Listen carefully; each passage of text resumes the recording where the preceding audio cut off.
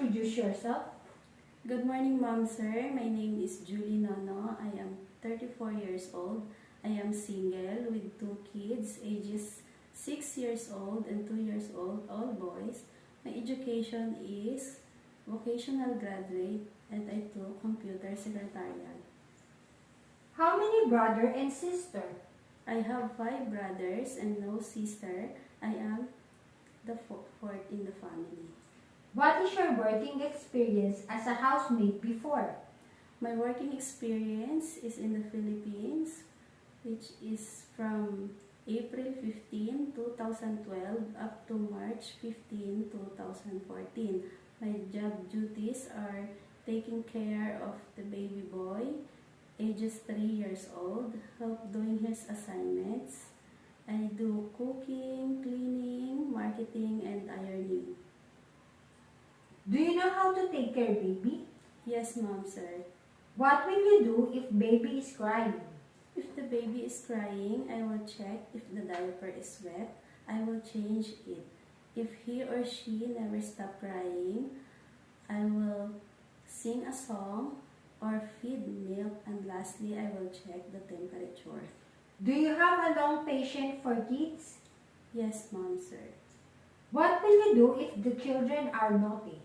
If the children are naughty, I will cut their attention. I will play with them. I will encourage them to count numbers and reading book stories. Why do you want to come in Hong Kong and who will take care of your children? I want to come in Hong Kong because to earn money to support my family financially, and my live-in partner will take care of my children. Describe your positive attitude.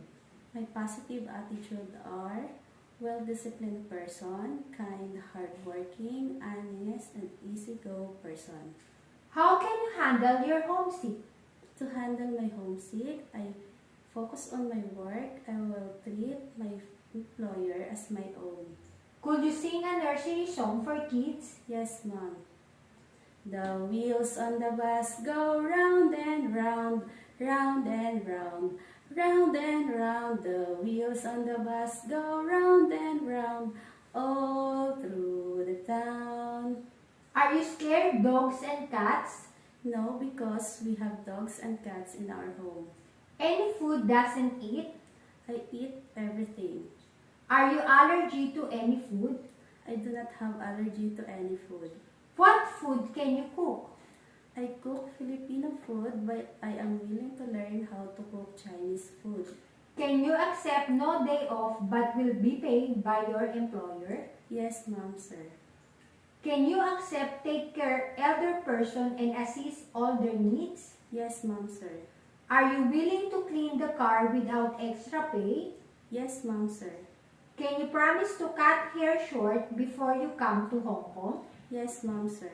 Do you have a tattoo on your body? No, Mom, sir. Can you promise not hair coloring and nail art? Yes, Mom, sir. What is your message to your future employer?